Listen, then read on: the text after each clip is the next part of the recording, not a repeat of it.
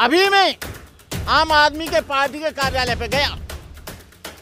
राहुल नागपाल ने कहा कि बनते करुणाकर आए हैं, वहां की जनता ने कहा कि बनते करुणाकर आए, इनको 2 शब्द बोलने के लिए दीजिए।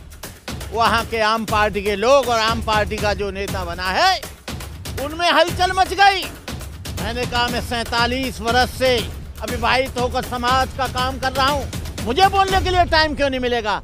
जब 2 मिनट मुझे मिली तो मैंने कहा, राजकुमार आनंद जी, नेता आते हैं नेता जाते हैं, जब लागू करने की बात आती है, उनके विचारों की लागू करने की बात आती है, बाबा साहब की 22 प्रतिज्ञाओं को लागू करने की बात आती है, तो केजरीवाल कहते हैं राजेंद्र पाल से कि अभी इस्तीफा दो, तुरंत इस्तीफा दो। बाबा साहब का फोटो, लेकिन जिन महिलाओं को पढ़ने का अधिकार नहीं था, जिन महिलाओं को अच्छी धोती पहनने का अधिकार नहीं था, जिस महिलाओं को मनुष्य बराबरी करने का अधिकार नहीं था, जिन महिलाओं को स्वतंत्रता नहीं थी, जो महिलाएं सती होती थीं, जो महिलाएं अंधविश्वास में रहती थीं, उन लोगों के लिए साबित। सबसे पहले तो मैं सभी यूट्यूबरों को अपनी तरफ से मैं माता सावित्रीबाई फुले के जन्म उपलक्ष्य के रूप में मैं आपको बधाई देता हूं। आज कहीं सावित्रीबाई फुले की कभी जयंती मनती है देश में,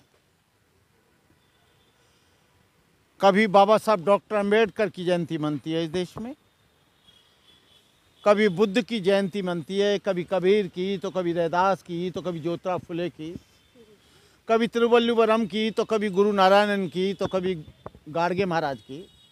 तमाम बहुजन समाज के साधु संतों की जयंतियां मना रहे हैं।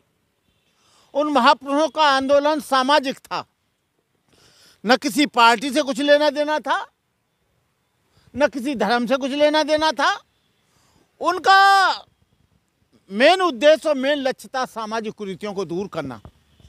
चाहे तो महात्मा सावित्रीबाई रही हो, जो समाज में व्याप्त कुरीतियां थीं, चाहे वो अशिक्षा हो, चाहे वो स्वास्थ्य के बारे में हो, चाहे अनटचेबिलिटी के बारे में हो, अंधविश्वास के बारे में हो, आडंबर के बारे में हो, पाखंड के बारे में हो, जुल्म अत्याचार के बारे में हो, डिस्क्रिमिनेशन के बारे में हो, एथिसिटी के बारे में हो, उन लोगों ने उसको दूर करने के लिए अपना पूरा जीवन लगाया। अब कुछ सालों से, जब से मान्यवर काशीराम आए और मान्यवर काशीराम ने बहुजन समाज के महापुरुषों से परिचित कराया, तो अब क्या चलना चली कि अब कांग्रेस भी बहुजन समाज के महापुरुषों का नाम लेती है, आजाद समाज पार्टी भी बहुजन समाज के लोगों का नाम लेती है, आम आदमी पार्टी भी बहुजन समाज का मना रही थी आज। लेकिन उनको बहुजन समाज के महापुरुषों से, उनके फोटो पे माला चढ़ाने से तो संबंध है, लेकिन उनकी विचारधाराओं से कोसों वो दूर हैं, उनकी विचारधारा से कोई मतलब नहीं है। लेकिन आज बाबा साहब की जयंती और ज्योतिराव फुले की जयंती और ये सब मना रहे हैं, लेकिन बाबा साहब की विचारधारा या सावित्रीबाई फुले की विचारधारा या ज्योतिराव फुले की विचारधारा या बुद्ध की विचारधारा या कबीर की विचारधारा या गाडगे महाराज की विचारधारा, गुरु नारायण की विचारधारा, तिरुवल्लुवरम की विचारधारा जब लागू करने की बात आती है, उनके विचारों की लागू करने की बात आती है, बाबा साहब की 22 प्रतिज्ञाओं को लागू करने की बात आती है, तो केजरीवाल कहते हैं राजेंद्र पाल से कि अभी इस्तीफा दो, तुरंत इस्तीफा दो। बाबा साहब का फोटो सारे हरियाणा में, सारे देश के कार्यालयों में लगाया जाता है, लेकिन बाबा साहब का विचार जब आया, ये लोग दोहरी नीति के लोग हैं, इनका दोहरा चरित्र है, इनको बहुजन समाज के महापुरुषों से कोई लेना देना नहीं। बहुजन समाज के जितने भी महापुरुष हुए, उनका यहाँ का जो हिंदू समाज का आइडियल और सलियल ढांचा था, उसको बदलने के लिए उन्होंने भरसक प्रयास किया। आज बाबा साहब डॉक्टर अंबेडकर हो, सावित्रीबाई फुले हो, सावित्रीबाई फुले ने पहला स्कूल खोला महिलाओं के लिए, लेकिन सवर्ण समाज की महिलाओं को ये जानना चाहिए कि सावित्रीबाई फुले केवल माली जाति में पैदा हुई, केवल मालियों की नहीं है, लेकिन जिन महिलाओं को पढ़ने का अधिकार नहीं था, जिन महिलाओं को अच्छी धोती पहनने का अधिकार नहीं था, जिस महिलाओं को मनुष्य बराबरी करने का अधिकार नहीं था, जिन महिलाओं को स्वतंत्रता नहीं थी, जो महिलाएं सती होती थीं, जो महिलाएं अंधविश्वास में रहती थीं, उन लोगों के लिए सावित्रीबाई फुले ने स्कूल खोला। और वो पहली दो महिलाएं थीं, फातिमा शेख और सावित्रीबाई फुले। अभी मैं आम आदमी के पार्टी के कार्यालय पे गया, राहुल नागपाल ने कहा कि बनते करुणाकर आए हैं, वहाँ की जनता ने कहा कि बनते करुणाकर आए, इनको दो शब्द बोलने के लिए दीजिए। वहाँ के आम पार्टी के लोग और आम पार्टी का जो नेता बना है, उनमें हलचल मच गई। मैंने कहा मैं 47 वर्ष से अविवाहित होकर समाज का काम कर रहा हूँ, मुझे बोलने के लिए टाइम क्यों नहीं मिलेगा। जब 2 मिनट मुझे मिली तो मैंने कहा, राजकुमार आनंद जी, नेता आते हैं, नेता जाते हैं, मंत्री बनते हैं, मंत्री चले जाते हैं, लेकिन बाबा साहब की विचारधारा आज भी है, कल भी थी और भविष्य में भी रहेगी। बुद्ध की विचारधारा, सावित्रीबाई फुले की विचारधारा, ज्योतिराव फुले की विचारधारा, गाडगे महाराज की विचारधारा आज भी और भविष्य में भी रहेगी। लेकिन आप जो आज मंत्री बने हो, वो कोई केजरीवाल की वजह से नहीं, ये बोधिसत्व डॉक्टर बाबा साहब अम्बेडकर ने जो रिजर्वेशन दिया, और रिजर्वेशन जो पूना पैक्ट के आधार पर मिला, जो सेपरेट सेटलमेंट और सेपरेट इलेक्टेड था, उसके आधार पर मिला, तुम चुनकर आए। तुम जानते हो कि शेड्यूल कास्ट के आदमी को मंत्री तो क्या, उसको चपरासी बनने का अधिकार नहीं था।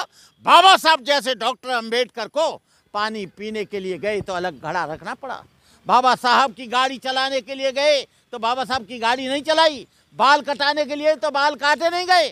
ये राजे आप मुझे रोक रहे हो, लेकिन मैं रुकने वाला नहीं हूँ। मैं बाबा साहब की विचारधारा को, मंत्री तो आते हैं जाते हैं, लेकिन आप केजरीवाल जी से कहना कि बाबा साहब का फोटो लगाना बंद करो, बाबा साहब की विचारधारा को चलाना शुरू करो, बाबा साहब के सिद्धांत को लागू करना शुरू करो, बाबा साहब की 22 प्रतिज्ञाओं को मानना शुरू करो।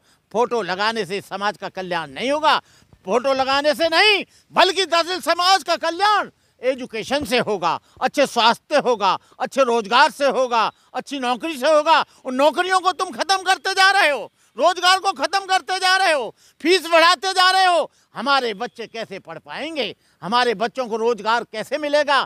फोटो लगाने की जरूरत नहीं है।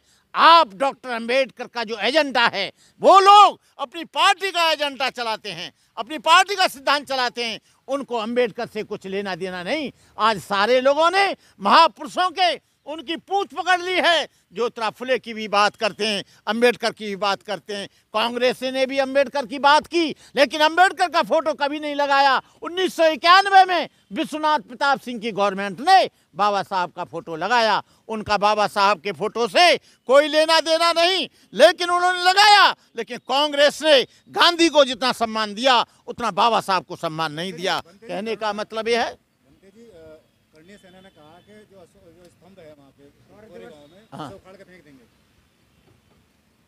वो स्तंभ करणीय सेना की बपौती जागीरदारी नहीं है, वो हमारे समाज की आन और बान और शान है। वो उसको उखाड़ेंगे, हम उनको उखाड़ देंगे। वो उसको टच करेंगे, पूरे देश में भूचाल आ जाएगा। उनको ऐसी बात नहीं करनी चाहिए। बाबा साहब डॉक्टर अंबेडकर वो जो है उन बहादुरों का, जिन लोगों ने 500 महार जाति के रेजिमेंट के लोगों ने, उन्होंने 20,000 लोगों को हराया था। उसको कोई नहीं, ये केवल बातें हैं, ये चलता रहेगा। आप लोगों से मेरा कहना है कि उसके लिए आप तैयार रहें। हमारी कोई करणीय सेना से लड़ाई नहीं है, लेकिन वैचारिक लड़ाई ये है जो हमारे इतिहास को टच करेगा, जो हमारे इतिहास को मिटाने की कोशिश करेगा। हम भी उसके लिए पूरी तरह से कुर्बानी और बलिदान देने के लिए तैयार हैं। लेकिन बनते जी जो शौर्य दिवस जिस वजह से बना था, उसमें 8 तो राजपूत भी थे, 16 मराठा थे और 2 मुसलमान भी थे। तो ये लड़ाई तो सभी लोगों ने मिलकर लड़ी थी पेशवाओं के खिलाफ। उसमें 8 राजपूत भी नहीं है, करणी सेना को पता नहीं है। हम ये कह रहे हैं कि जो देश की लड़ाई है, देश का सम्मान है, महापुरुषों का विचार है, वो किसी एक जाति का नहीं है, एक समाज का नहीं है। बुद्ध थे, बुद्ध के पहले शिष्य पांचों के पांचों ब्राह्मण थे। कौंडिन्य, बप्प, भद्दी, सुजित, महानाम। और ब्राह्मणों ने बौद्ध धर्म का जितना प्रचार किया उससे ज़्यादा किसी ने नहीं किया। जिन लोगों की समझ में आ गया उन्होंने प्रचार किया, जिनकी समझ में नहीं आया उन्होंने विरोध किया। ये तो समर्थन और विरोध हमेशा चलता आया है और चलता रहेगा। ऐसा नहीं है कि क्षत्रिय ठीक नहीं है। बुद्ध के समय में भी राजा प्रसेनजित और बिंबिसार और अशोक क्षत्रिय थे, उन्होंने भी सहयोग किया। आपको बता दें, अनाथ पिंडक था, बनिया था, उसने पूरा खजाना लुटा दिया। यहाँ पर किसी एक जाति का प्रश्न नहीं है, यहाँ विचार का प्रश्न है, सिद्धांत का प्रश्न है, मानवता का प्रश्न है, समता का प्रश्न है, इंसानियत का प्रश्न है। जो इंसानियत को जानते हैं, मानवता को जानते हैं, वहाँ पर जाति और समाज, ब्राह्मण हो, क्षत्रिय हो, वैश्य हो, शूद्र हो, सभी बराबर हैं बुद्ध के धर्म में। वहाँ कोई ऊंचा नीचा नहीं है। बंटे जी, जो राजरत्न अम्बेडकर ने बताया कि अब हमारे भिक्षुओं के अंदर भी ब्राह्मण घुस गए हैं, तो आपको तो निकाल फेंक देंगे वो। अब क्या करोगे फिर? नहीं, मैं ये मानता हूँ कि बौद्ध धर्म में आरएसएस के ढेर सारे, हिंदूवादी विचारधारा के ढेर सारे बौद्ध भिक्षु आ गए, लेकिन हम अपने समाज को आगाह कर रहे हैं कि चीवर जो पहन कर आ रहा है ये मत समझ लेना कि वो बौद्ध भिक्षु है। चीवर के रूप में वो कोई खराब आदमी भी हो सकता है।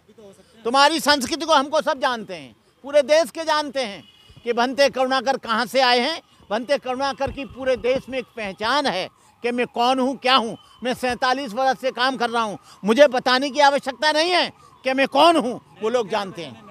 नहीं, नए भी जानते हैं, पुराने भी जानते हैं। ब्राह्मणों को कैसे पहचानेंगे? ब्राह्मण भिक्षु बन गए। अरे उसकी बैकग्राउंड को पहले जानिए, किस गुरु से दीक्षा ली, कब ली, कहाँ के रहने वाले हो, कब बने, किससे दीक्षा ली, जिसे दीक्षा ली उसे पूछो, फिर कब बना, किन के साथ बनाए उससे पूछो, किस कॉलेज में पढ़ा, किस गांव का रहने वाला है, पोस्ट ऑफिस कहाँ है, थाना कहाँ है, तेरा आधार कार्ड कहाँ है, पहला नाम क्या था, अब क्या नाम मिला है, उसमें क्या परेशानी? बंटे जी, जैसे मोदी हैं वो बोलते हैं कि अब छोड़ ना, ज्यादा मतले हो गया। अरे सुन, फ्री फंड में मत ले, कुछ जानना है।